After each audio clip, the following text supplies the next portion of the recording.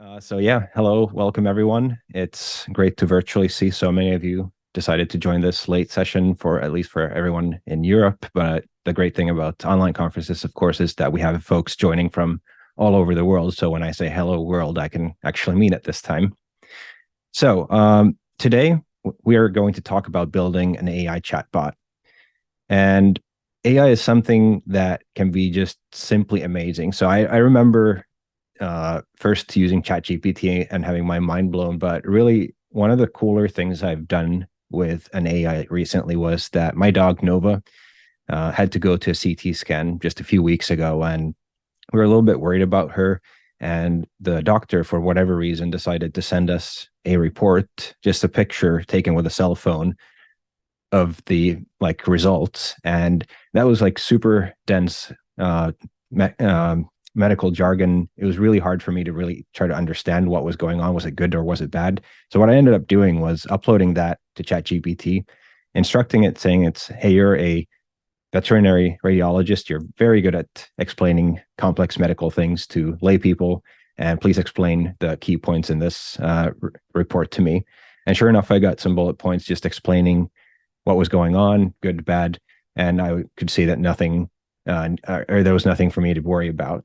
And sure enough, the doctor actually called 2 hours later and said the same thing, but that kind of saved me from 2 hours of just worrying for no reason. So I think there's just a tremendous potential for AI tools when they're used properly to have a really positive impact.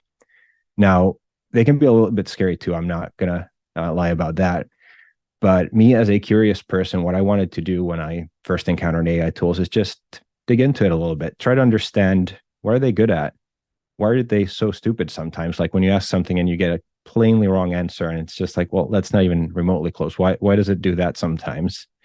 I really wanted to understand how I can use AI tools in my own life to increase my productivity, but more or less just kind of automate away stuff that I didn't feel like is very exciting in my life, that allows me to just spend more time doing the actually cool stuff. And because we're working at a company, Thoughtn, where we build developer tools that allow developers to build applications for others, I also wanted to understand how do we integrate these AI tools into tools that we ship to customers, to users. How can they have better lives thanks to these tools? So that's what we're going to look at today. And the core of the problem is that LLMs, as they are, large language models, are generic, whereas the things that we're trying to accomplish with our businesses is very specific. So there's a mismatch there between what the tools are doing and what we're trying to achieve with them. So we need to do some work for that to actually happen. Now, this is a live coding session, so we're going to spend much of it live coding this specific application. So we're going to have a simulated customer service agent working with car rental reservations. And what we wanted to do is be able to just pull up our reservation details if we're able to, sometimes we might want to cancel a reservation. If in that case, it's going to check against our terms of service to see whether or not that's approved. And if it is, then it's going to actually call some of our Java code to make that happen. So we're going to build this application. Before we get there, we're going to look at just a little bit of theory to understand what's happening. And the example that we're using here is courtesy of LangChain4j. So I want to give them credit for coming up with this really good illustration of how LLMs can be used.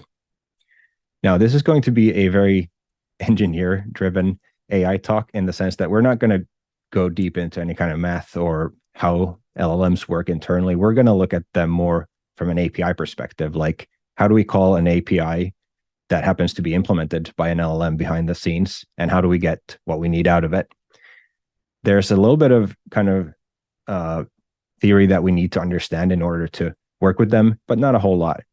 So if we look at an LLM on a very high level, it's pretty simple. We ask it a question, it does its thing, and then it provides an answer.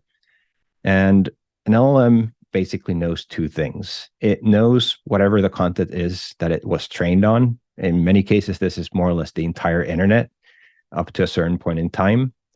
The other thing that it knows is whatever content you give it in as its context. So there are a couple of different ways that we could teach an LLM about our specific business context so they can provide more specific answers and help out with more specific things. Now, the most kind of in-depth version of training an LLM would be literally training your own model. Now, this is very compute intensive, requires a lot of work, very expensive, probably not something that you need to do. The other option is to fine-tune an existing model. So you take an existing model like, say, GPT-4, and you teach it some additional things by just providing it some of your own material. That's relatively quick and inexpensive. But for this talk, we're going to talk about the easiest possible way, and that is just including the relevant pieces of information within that context that we pass over to the LLM as we're asking a question. For that, we need to understand what the context is in an LLM setting. So the context is essentially the working memory that we have as we're working with it. And it needs to fit all kinds of things. So first of all, it needs to fit a system prompt, which is essentially us telling the LLM how we want it to behave. In this case, we want it to behave as a customer support agent. So we need to instruct it with that. We need to also pass in the history, or kind of fit the history of our entire conversation into this context, because the LLM itself doesn't retain any memory. We need to keep that in the context. We also need to have whatever our current question or prompt is, and include whatever information we want to have in there. But not only that, we also need to make sure that there's enough space left in the context for actually providing the answer. So as the LLM is working, it needs to fit both all the questions and the history and the answer into that same context. Now, when I was building this, or the first version of this talk way long ago in late October, so almost a month ago, the typical context size used to be like 4,000 to 16,000 tokens. Token is essentially a chunk of text, a way of representing text for an LLM. It can be anything from a character to a full word. And typically the token count's about 25% greater than the word count. So if, say, a 4K context window would roughly translate to 3,000 words or so of English language. But even though the context sizes now with like ChatGPT 4 Turbo have increased dramatically to like 128K tokens, the fact still remains that we're getting billed by the amount of used tokens. So we want to be really mindful of what we put into this context window so that we're not putting all kinds of unnecessary things into it and spending a lot of extra money. Also, adding more context will inevitably make the answer be a little bit slower. So the more precise we can be with adding just the right content for the LLM to be able to answer our business-specific question, the better. So that begs the question, how do we find the relevant information? Now, in our car rental example, what we want to do is teach it our terms of service. So we have a standard looking terms of service document. What we're going to do with this to process it, to make it kind of well-formed for what we want to do, is we want to split it into sections. And for each one of these sections, we're going to translate its semantic meaning into a mathematical vector. That seems a little bit weird as a concept. Like, how do you define the semantic meaning of a big chunk of text as a vector? I like to use an example of using a color picker because a lot of people know a color picker as a concept. So color picker essentially lets you pick a color from this big gradient. And for any color in the spectrum, you get an RGB value. You get a three value vector. And you can kind of intuitively understand that color values that are similar to each other will have vector values that are very similar to each other, whereas colors that are very far apart will have vector values that are very different from each other.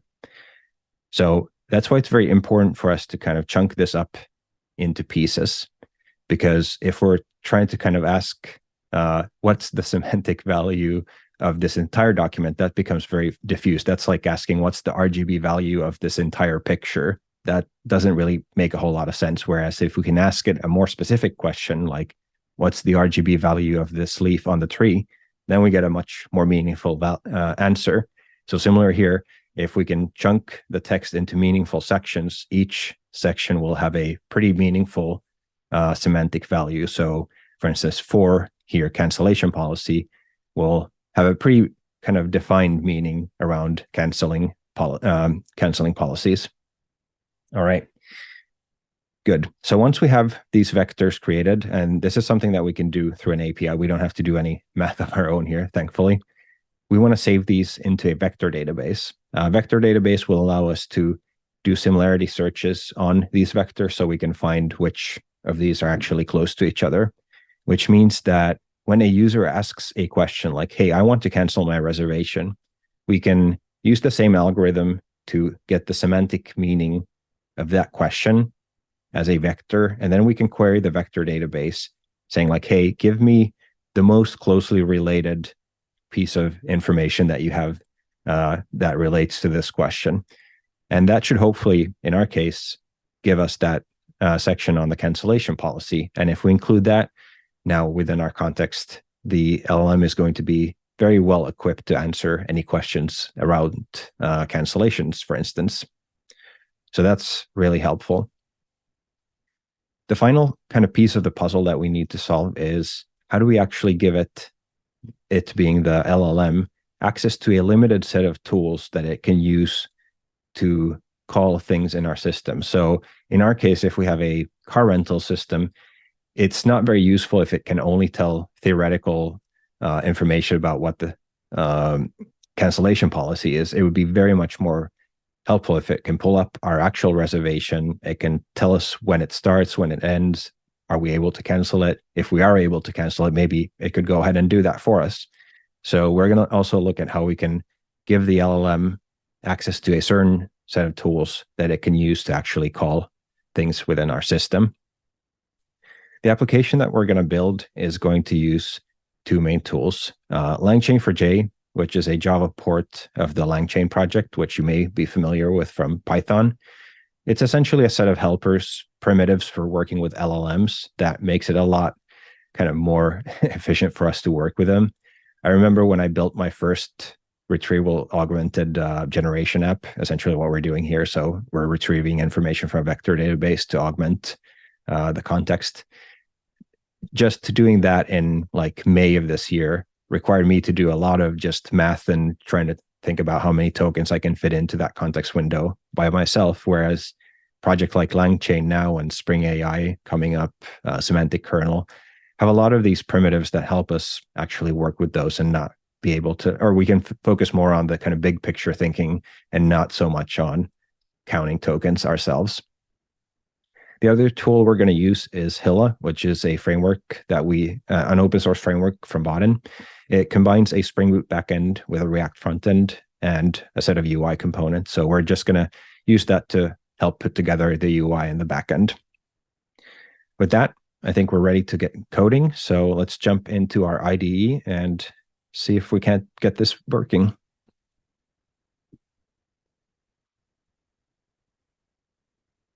All right, so as you can see in my browser, I have the application that we're building. Right now, if I ask something here, it's going to say, I'm sorry, my brain is not hooked up, so it's clearly not working exactly the way we want yet. So let's take a look at what we have in the project and then start building this out. Like I mentioned, we are in a Hilla project, and a Hilla project is essentially a Spring Boot project. So we have the source main Java folder here. We have a Spring Boot application, as you would expect. What makes it a little special is that we also have this front-end folder here, which is where our React app lives. The actual application that we're looking at here, if we look at the template here, since we are in a Java conference, I'm going to spend probably like 95% of time in Java, but I just want to really quickly show you what the actual UI looks like here so you get a feel for what it is. So we have one split layout component that contains a message list and a message input. That's what we have here on the side. Then we have let's uncheck that. Then we have a grid that maps to our map some columns. And this is what we're using to have a live view of our database at all times. The way we've hooked this up is we have a couple of pieces of state here. So React is a reactive UI library, meaning that we have a UI state and a template, and whenever the state changes, the template gets re-rendered.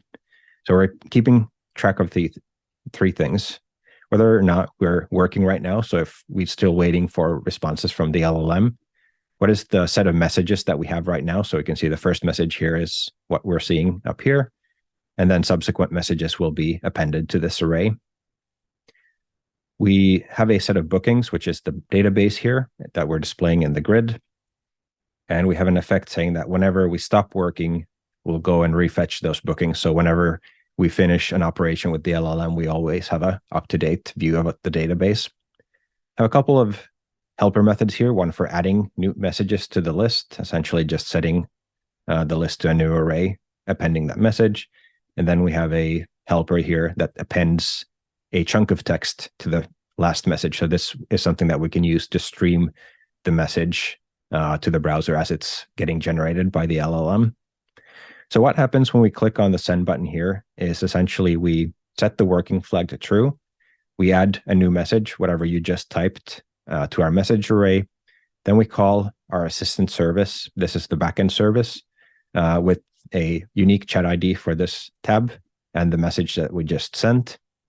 And then we subscribe to updates. So whenever the LLM now starts generating new content, we either, let's see, I collapsed that. So if it's the first piece of text that's coming, we create a new message displaying that. And then for any subsequent chunks, we're just appending to that last message. And finally, when the stream completes, we set the working to false, which will then update this. So again, if we look at this, if we say, hello, click send, you see on the first message, the message gets generated, and then as each word comes in, those get shown.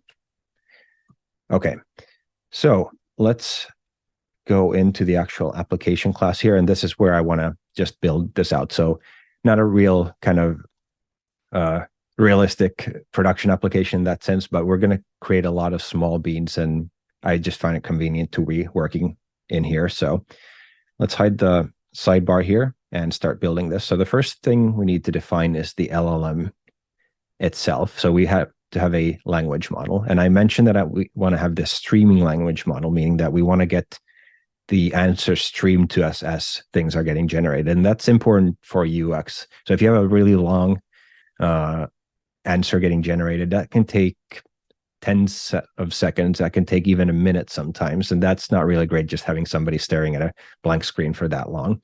So let's define a new bean here. And this bean will return a streaming chat language model. And we can call this streaming chat language model like this. And here we're going to return what we get from a open AI streaming chat language model builder. So LangChain likes the builder model. Clearly, you're going to see us using that a lot. And what we need to provide here is a model name and an API key. I'm going to use the just recently released ChatGPT 4 Turbo. So I'm going to say GPT 4.11.06 preview is the model name here. Then we need to have the API key. So string API key. And I'm going to inject this from my environment. So I'm going to do a value here, and we're going to inject the value of open AI API key. So I have that already defined in my environment. So I'm going to pass that in here as an API key like this. Good. Then we need to define a bean for a tokenizer. And tokenizer is essentially what takes a piece of text and turns it into those tokens that we're talking about in the context. So again, a bean that returns a tokenizer. And this will return a new OpenAI tokenizer, and we need to define which model we're using. So let's see, GPT-4, like this. There we go. So we're using a string here because this model is not yet part of the open or LangChain for J library, but the tokenizer is going to be the same. So we can use one of their constants here. Okay, so we have the language model and the tokenizer. Now we need to define the API that we want to have when we're interacting with this LLM. For that, we're going to create a new interface. So very similar to how Spring Data can generate the implementation or inject the implementation of, say, a repository, Open or LangChain for J can provide the implementation of an interface where we define the actual interface that we want for API. So we're creating a Java class here called customer support agent, and that's going to be interface. And we're only going to have one method here that returns a token stream, which is the LangChain for J data type for a stream of tokens. We're going to name the method chat. It's going to take in two things, a string chat ID. So that's, if you remember from the React code, we're setting this unique ID. And then we have a string for the user message like this. We're going to instruct here saying that this will be the memory ID. So that way we can keep track of different kind of memories for different users. And this will be the user message. Then we want to define the system message. The system message, if you recall, is us defining to the LLM how we want it to behave. So we can do that by putting an annotation here saying system message. And we're going to have a multi-line string here. And this is the only piece of pre-baked text I have here because I don't think anyone would enjoy watching me type all of this, but let's go through what's happening here. So we're saying that, hey, you're a customer support agent, respond in a friendly, helpful manner. Before providing information about a booking, you need to get the following information: booking number, customer first name and last name. And before changing a booking, you need to ensure that it's permitted by the terms. And then finally, we pass in the current date because the LLM, again, doesn't have a state. It doesn't really know what day it is unless we tell it within the context that we're working in. All right, good. So this defines the API that we want to work with. And that will now allow us to go and define a bean that provides that. So we're going to have a customer support agent, and we're going to do like this. And in here, we're going to inject the two things we have here. So we're going to inject the streaming language model, and we're going to inject the tokenizer like this. Then we're going to return a AI, let's see, AI services dot builder, and we pass in the agent that we want to build. And then we're going to configure this within the builder. So one thing that we need to define is, of course, the streaming model here. So we're going to pass in the streaming model, and then we want to have a memory provider. So memory provider essentially is a provider that keeps track of each user's memory separately. So this will have an ID, and then we'll provide something. So we'll use a token window chat memory. And again, we are going to use a builder pattern here because that's how things work. We're going to say that the ID is the chat ID. So that's going to map to here. And then we're going to say max tokens. And this is how many tokens worth of history we want to keep. So whenever we start having more than that amount of tokens, it's going to start removing older messages from here. So let's say we want to have 500 tokens, and we're going to use this tokenizer that we defined here to actually count how many tokens we have in there. All right, we're going to save that. And now we're going to go into the Hilla service here. So Hilla service is essentially a Spring bean that we've annotated with browser callable, which means that we can then call it from the client like this. So we can call a method with the same exact signature as the Java method. We don't have to actually define any REST endpoints or anything else. We can just call it as if it was a service, and the kind of Hilla internal RPC will take care of actually taking or doing that. Okay, so what we want to do here is inject a customer support agent, the one that we just defined. So we'll have let's do a private final customer support agent like this. Then we'll create a constructor that takes that in, so we get it injected. And then we want to return this default that I have here. So the problem here is that we want to work with standard Flux and Mono kind of reactive data types, whereas LangChain for J has its own token stream data type. So we want to map between these. So what I'll do is I'll create a sync, syncs.many of type string. So a sync is a way for us programmatically to create a flux, and we'll call this our sync, and that will create with syncs.many unicast. We're just sending each chat to one person. On back pressure, we want a buffer, so we don't want to kind of drop words between or in the middle of a sentence. That wouldn't be a really great user experience either. All right, so we then will finally return the sync as a flux here. And what we need to do then in between here is map that token stream that we get from the agent to the stream. So the way we do that is we call the agent, we say chat, we pass in our chat ID, we pass in our question. Apparently I didn't use very consistent naming here. Anyway, what we want to do then is say that on next, we're going to call sync try emit next. On complete, we're going to get a complete event from LangChain, but all we want to do here is call sync.try emit complete. And then finally on errors, sync try emit error like this.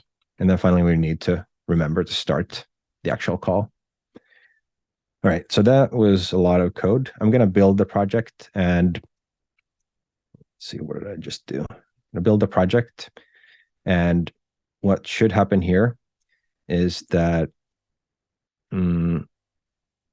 the browser reloads, and what we can do then is see if this actually works. So let's see. Hello there.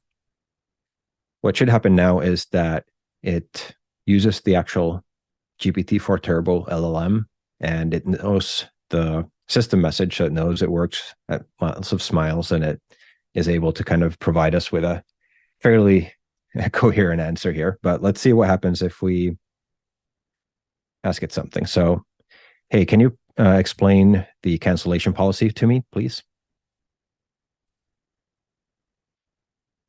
All right, so let's see what it gives us here. So free cancellation up to 48 hours. Yeah, I mean, all of this seems very reasonable, but the problem is that it's not grounded in any kind of factual reality. It doesn't have anything to do with the terms of service that we were looking at earlier. So the next step in our journey here, now that we have access to actually calling an LLM, is augmenting that call with some retrieval from our database. So let's go back into our application here. And what I want to do then is I want to define an embedding model. So a model for us to translate a piece of text's semantic meaning into a vector. We need to have a vector store, embedding store, and then we need to have a retriever, which is a tool that LangChain can use. So again, we'll create a couple of beans here. We'll have, first of all, the embedding model like this, and we'll return a new embedding model. I'm using just an in-process Java implementation. This is not the greatest embedding model, but it's perfectly fine for what we're using here. You could use a much better embedding model, like one from OpenAI or something else, by just returning a different type of model here. And then we're going to create a embedding store that keeps text segments as its kind of data within that store. So we're going to say that this is our embedding store, and we're going to return a new in-memory embedding store. Again, I'm opting for a very simple in-memory database. You might be using something like Postgres or Redis or Pinecone, Chroma, whatever else. Again, you could just swap that in as they're using the same interface. Now that we have the model and the store, what we want to do is define a retriever. So we're going to create a bean here again, a retriever of text segments. And the retriever needs to get in both of those things that we just defined. So a embedding model, the embedding store for text segments, embedding store. And then what we'll return here is a embedding store retriever from, and then it takes in a couple of parameters. So if we look at what it takes in the store, the model, how many results we want, and what the minimum score should be. So let's fill these in first. We'll have the store, the model, how many results. In our case, we just want to have one most relevant section, and we want to have a minimum score. So we could theoretically say, like, hey, give me 10 most relevant things, and that would probably be fine in this case because it's a pretty small terms of service. But these are typically numbers that you want to play around with how many most relevant piece of information do you want to return what should the minimum score be. So if you only have a few pieces of information, maybe having a higher score so you don't return something that's completely irrelevant. So with what the retriever can do then is, as we ask a question, it can use the embedding model to create a vector for that question, go into the embedding store and pull out, in this case, the one most relevant result.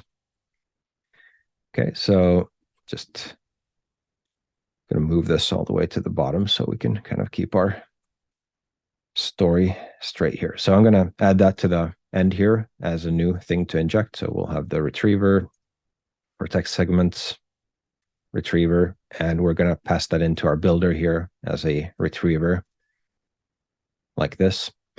Now that takes care of retrieving. In normal cases, in normal applications, what would happen is that you would have the vector database populated by a separate process that would probably run on a build server somewhere, get triggered whenever the documentation you have or whatever gets updated. In our case, we want to build a standalone application. So I'm going to do this inline here. Just remember, this is not something that you would typically do in the same application. So let's define a command line runner. And we can call this docs to embeddings. And this will return set of arguments as a lambda here. So we need to take in a couple of things. Again, the embedding model, so we know how to take a piece of text and turn it into vectors. So that'll be our embedding model. We'll need our embedding store, so we have somewhere to store those. Embedding store of text segments, embedding store. Then we need to have a tokenizer, so we can count how many tokens we have. And then finally, we need to have a resource loader. Yep, there we go. We'll call that loader, so that way we can pull stuff from our class path. What I have here is in my resources folder, I have a terms of service text document. So we're going to try to load that from the class path. So let's see here. I'm going to go in here, say var resource is equal to loader dot get resource class path terms of service .txt. That was surprisingly difficult to type. And then we'll turn that into a document by loading it through LangChain. So we'll say doc is equal to load document. It's a helper within LangChain. So let's import that. And we're going to pass in the resource files path like that. Then we need to have a splitter. So if you remember, we split the document into smaller sections so that they're more kind of semantically meaningful. So we're going to create a splitter, and we're going to, again, use a helper from LangChain here. Qment splitters dot recursive. So this will just recursively try to split by paragraphs and then sentences and so on until it kind of fits into the max segment size that you define here. So we're going to say we're going to have 100 character segments or 100 token segments with no overlap. And we're going to use our tokenizer to count how many tokens we have. Once we have those tools, we can define an ingester. Ingester is something that ingests the documents into the vector database. So say ingester is equal to embedding ingester like that. Again, builder pattern. So we're going to build that and define all the things that it needs. So it needs a embedding model, first of all. So that'll be our embedding model that we defined. A store, which will be the embedding store. And then it needs the document splitter like that. Once we have the ingester, we can go ahead and say ingester.ingest and pass in our document like this. And again, if we build this, just turn off debugging here for a sec so we don't get the hot swap failed. So let's run that again. So what should happen now is, and hopefully we can see this in just a second once the server starts up again, is we should be able to ask questions about our policy. So let's see what happens if we ask a question like, hey, can you explain the cancellation policy to me, please? So let's see what happens. All right, so now it says that our cancellation policy is up to 7 days prior to the start of the booking. And if we actually look at our terms of service here for the cancellation policy, that is exactly what it is. So we can now confirm that it actually did read this document. So now it's able to answer questions with knowledge of our business specific documents. And that's really powerful. Now, the final piece of the puzzle is actually giving it tools so that if we are a person here and we want to be able to, say, retrieve our booking details or cancel a booking, we should be able to do that. And at the same time, we don't want to give the LLM access to our entire application or backend. That wouldn't probably be a great idea. So we're going to create a set of tools that we give it access to. So I'm going to call this booking tools like this.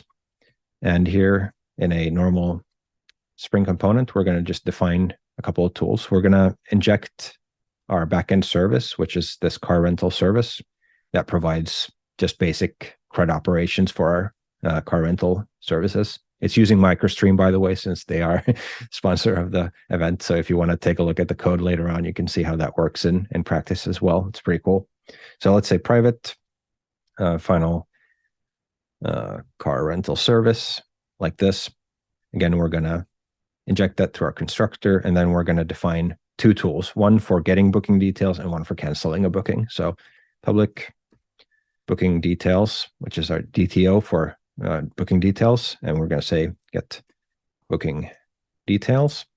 And this will take in three things: string, booking number, string first name, string last name, like that. And let me turn on Copilot here so we can speed up things a little bit. We're going to do the same for canceling the booking. Good job there, Copilot. So now we have two methods, for one for getting the booking details and one for canceling them. We're going to add a tool annotation on these to make them accessible to LangChain like this. And once we've defined this interface, or this class, I should say, we can go ahead and inject it into our customer support agent being creation here. So I'm going to pass in the booking tools as tools here, go into the builder and say that your tools will be the set of tools that we have. We're going to go ahead and build that. And now, if all went well and the live code demo gods are with us, we should be able to actually make some useful things with this. So let's see, first of all, if we as John Doe here are able to book. If we are able to cancel our booking, we should not be, but let's see if it happens. Hi, my name is John Doe. My booking number is 101. Am I allowed to cancel my booking? So let's see. Right, so based on our records, your booking is set to start today, and therefore we cannot do that. So that's super helpful. That's exactly what we wanted to happen. Right, let's try another one here. So Robert Taylor here, the last one in our list, he should be able to cancel. So let's see if that works. Hi, my name is Robert Taylor. I want to cancel my booking.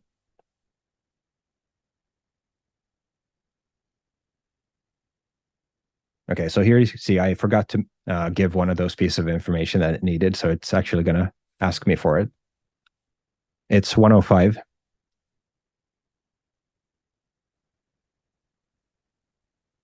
All right, so let's see if that happens.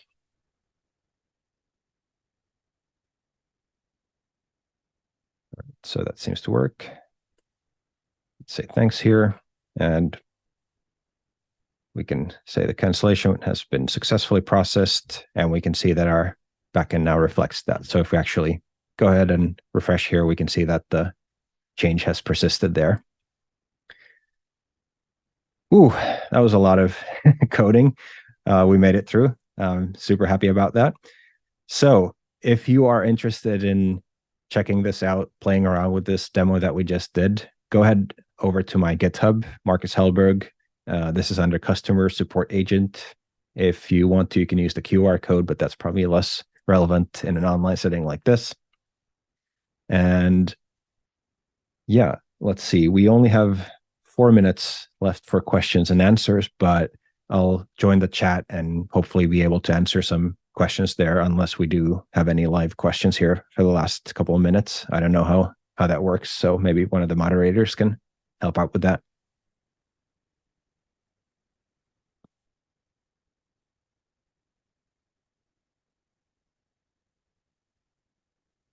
All right, let's see here.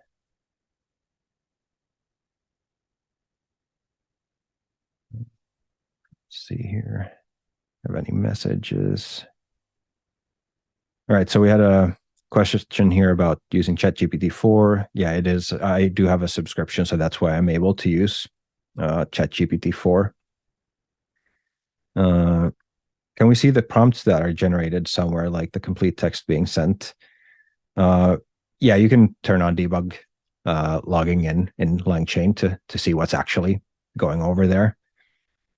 And apparently Lawrence already shared the repo. Awesome. Thank you so much, Lawrence. That's awesome.